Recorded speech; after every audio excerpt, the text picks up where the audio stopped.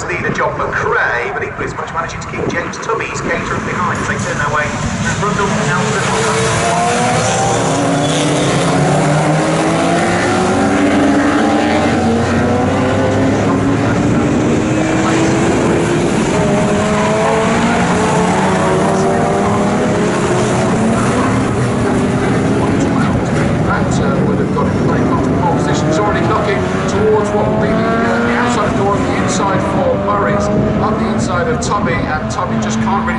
so up into third goes Jensen already. That's why I say just be patient. It's only a 20-minute race, but that's still plenty of time to get himself up there. Well, he did say after qualifying this morning he needed to try and get his tyres warmed up a little bit quicker. James Tubby though is fighting back. Ian McDonald's making it 3 wide almost as they head up towards Ritchie's corner. Casper Janssen hangs on to the place. Ian McDonald gets up the inside of James Tubby, so McDonald is up to 5th at the wheel of the SR1, down to 4th, down to 5th goes James Tubby at the wheel of the Caterham, but we were briefly 3 wide there, weren't we? Goodness me, I mean that was hold your breath stuff, wasn't it, that one? We seem to have lost a few somewhere during the course of that, if the screen's correct. We've got into that Cook, TVO Cigars is back into the pits already, but we've sent Collingwood.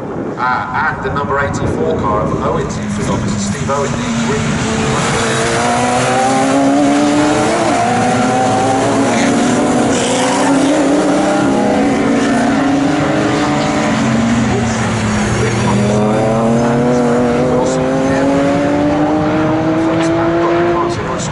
Looks like the wind will be in darkness.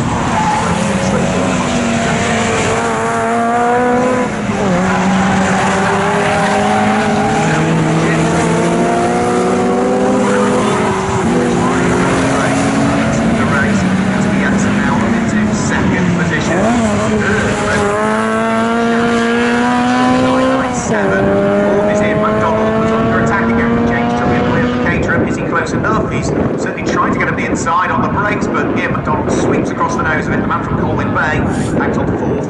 Yeah, you called it earlier. There's a few of these who just got to wait for their tyres to get up to temperature, because I wondered whether Chalice had a mistake on that lap, number 11 arrow lap. Look at his time, the answer's not at all. It literally was the speed of those cars coming through. I mean, Casper Jensen suddenly down into the 1:15.4, so he's really going to be pressuring McRae this time round if he continues that. It will be the top 3 in the category.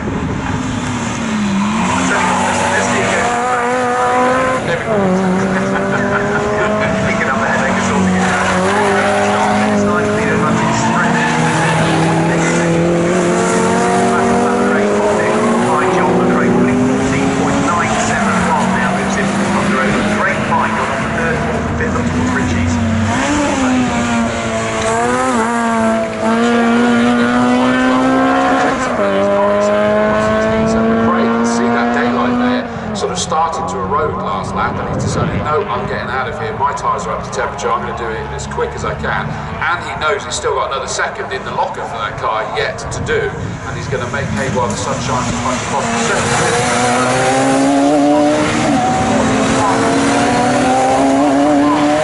Chasing him down on the match, that's what he was talking about. He was trying to convince to switch over to the Zs. Yes, absolutely. I was thinking that.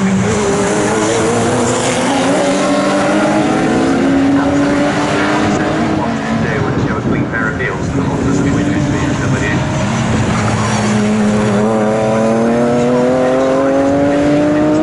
That's about to be completed. John McRae still leads Casper Janssen. For 3rd place now, it's Ian McDonald who on this lap has moved up into 3rd place. Peter Chalice at the wheel of his Porsche has dropped down into 4th and is still under attack as well. James Tubby at the wheel. Another fight going on as well between Robert Forsyth with his Caterham CSR, that's number 88 car. Good lines all the way down to the corner.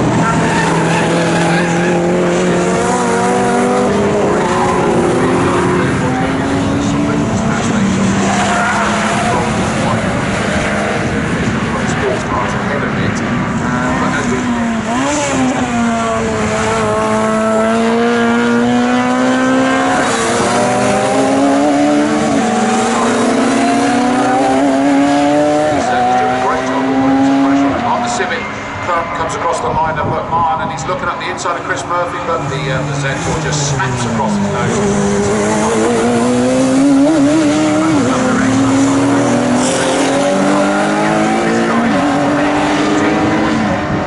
5.57, that's about 0.3 seconds slower than Casper managed in qualifying. Yesterday, but there's a traffic deal with on this lap. And now into the back marker lap. Over the start finish line goes the race leader. The lead advantage, give or take the odd tenth of a second or so, is 3 seconds first to second place. Ian McDonald is now down in third place. He said after qualifying he was going to struggle in a straight line compared to the SR3s. They've got the aerodynamics as well with the twinning. He's really struggling to try and keep pace. The SR3 is ahead of him. As for fourth and fifth place, well, it is still just Peter Chalice ahead of James Tully. So just going to have Peter.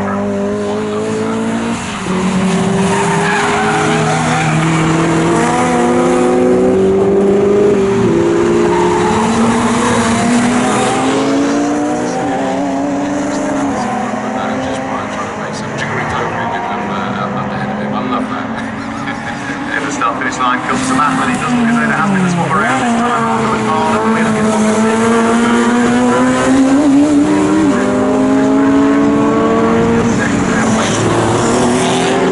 Hatchback category to be third in saloon and hatchback. It would be the number 52 car, I would have thought, which would be Stephen McDonald over the start finish line. So now appears to be shrinking down by another 2 seconds on that lap. A 1 minute 14.557 for Casper Jensen the lap prior, 1 minute 15.9 from him that time through, compared to the 1 minute 17.9 from the race leader. So all of a sudden John McRae has seen his lead advantage disappear. And I can only assume that that's the lappery that's caused that bit of a problem for him. Coming across the line as well, the arrow pack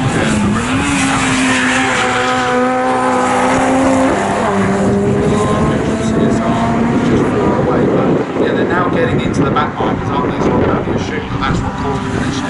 Yeah, I mean, it has that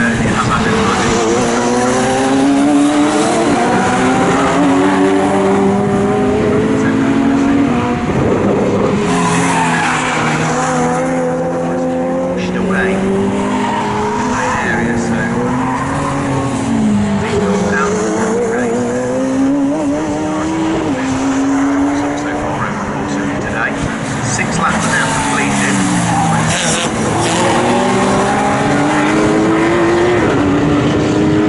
Great. Through goes the radical. There's number 3 RSX, followed by the sister car to it. Taking lead advantage this time through. Racing getting back out by 9 seconds. As they got across the line equally as well, the Martin Civic number 45. Having got past Chris Murphy in the 72 BMW Z4, he's now managed to pull away, so Chris Murphy was doing a great defensive job there, wasn't he? Somebody's kicked up a little bit of dust coming through Coram by the looks of it, but nobody's off. Well, one of the cars that's very wild as he then comes onto the centre straight. Didn't exactly know why he's coming through Murphy's this time around, but real tank slap on number 50.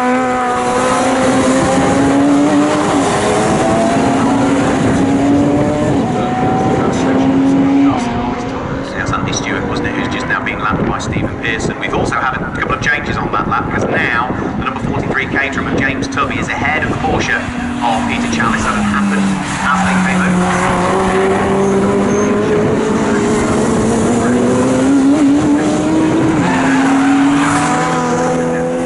The other change we had was for the brake, which is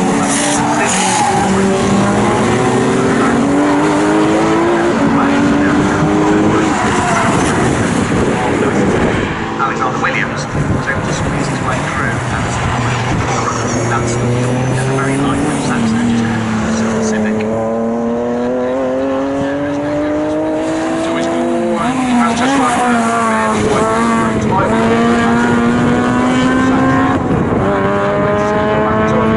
surely that's lost some momentum off the start finish straight, but at the moment the 83 Civic of Alexander Williams hasn't been able to take advantage of that, and they're now got to be wary that they're being lapped by Tubby, the number 43.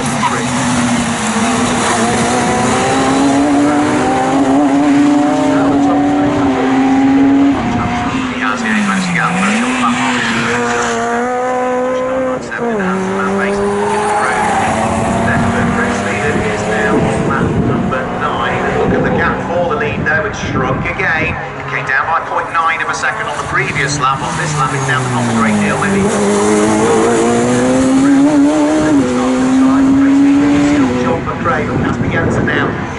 stronger and stronger as the race wears on. 8.5 minutes to go. 80 seconds first and second place. This time I think maybe it's not going to slide it down to 0.7.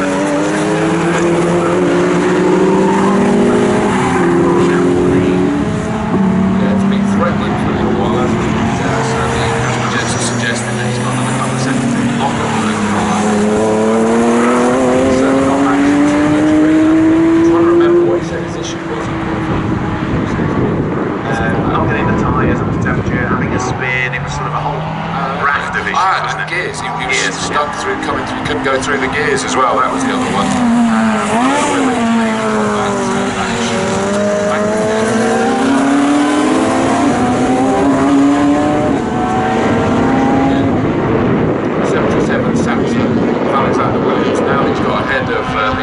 Silver Civic of McMahon has now managed to pull away, so he might have had the moment coming out of Murray's from the lap just easing away from that Civic. John McRae will increase his race lead this time through, having lost the chunk of it over the previous 2 laps. Casper Jensen this time through the traffic has had a bit more work to do, so through they come what was 0.7 of a second gap, now moves up to 2.3.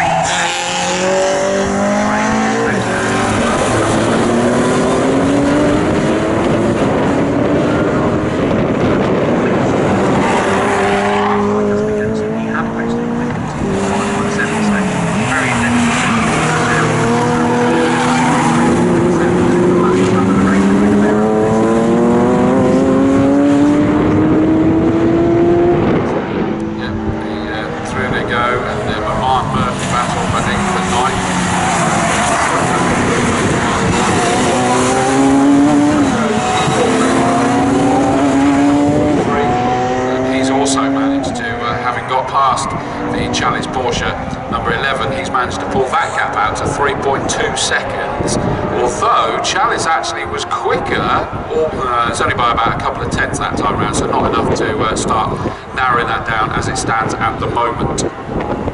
So still a whole lot more to do. Only 6 minutes left to go at this stage.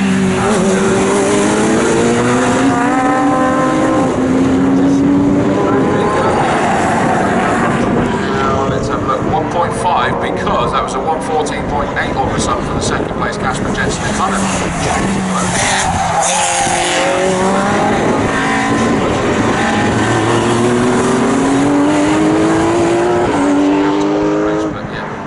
this battle for the lead, I don't think it's quite over yet. Yeah, it's on a piece of elastic, isn't it? It stretches 1 minute, Constantine is up the next, subject to either how they get on their lap or where they meet the traffic. A long gap back.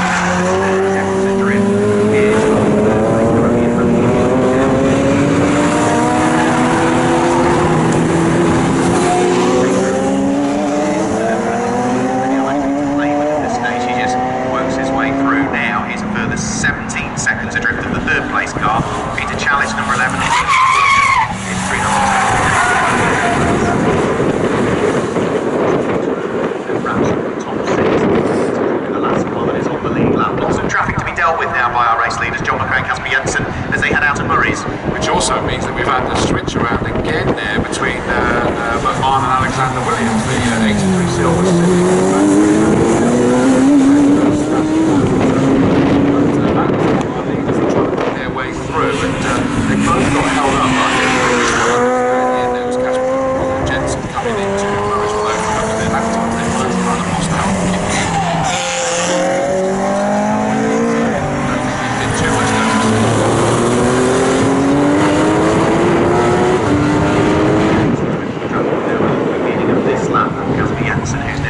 Threading his way down the Bentley straight towards the braking area for Brundle and Nelson. So it's the top 6 cars now that remain on the lead lap of the race. So Brundle and Nelson go our race leader. There's the top 7 cars, the lead lap of the season is, and that's a point as yet. Blue BMW in lap 5.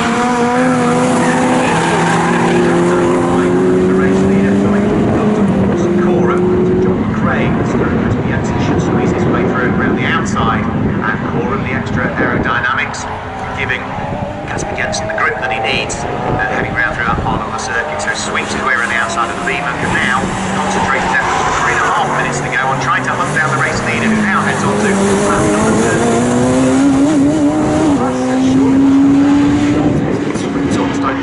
there, so I was expecting, it looked as though it got closer, so it's going to be very tight, isn't it? And if Casper Jensen's comment earlier is to go by, is he's still got a little bit to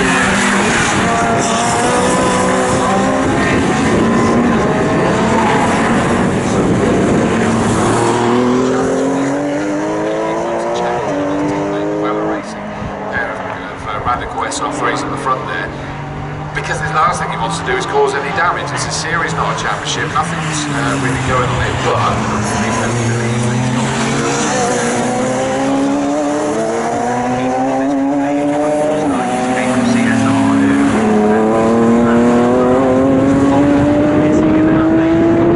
sweep by on the report quorum. All the way around the outside goes our race leader, John McRae. Casper Jensen is going to catch him in the middle of Murray's.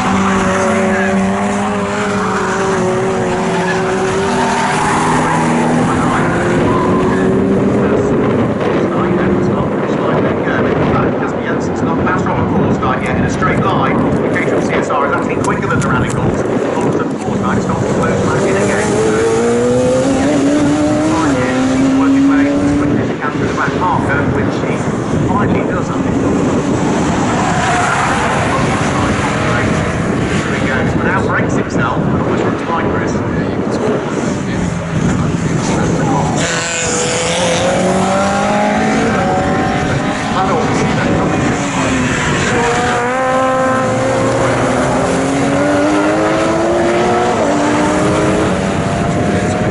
had to get it done as quickly as possible, and it was interesting that one. I thought we had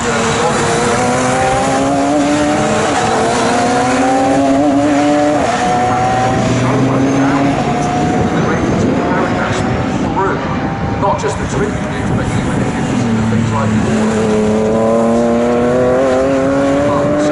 but with incredible pace, if they've got the downforce, they're able to carry so much more of it through there, but then put them on the straight. We saw it with Forsdyke's Caterham, is that he actually had the upper hand, and I would go as far as saying that it made the SR3 actually look slow along the straight. It did, yeah, by comparison.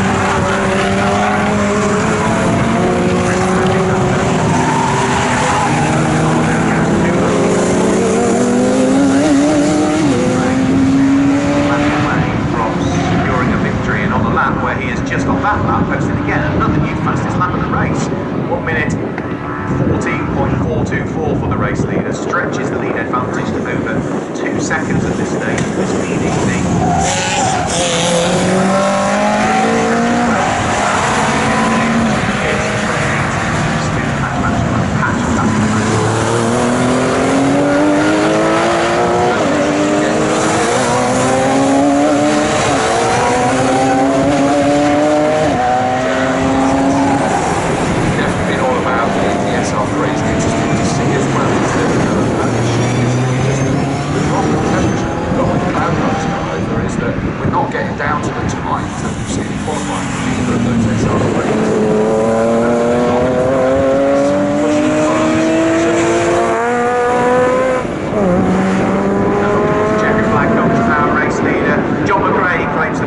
MSVR all-comers race of the season. Casper Jensen finishes in second place, and on the last lap of the race, it looked as though he was still pushing as hard as he possibly could. The gap between the pair of them was 2.052 seconds in the end.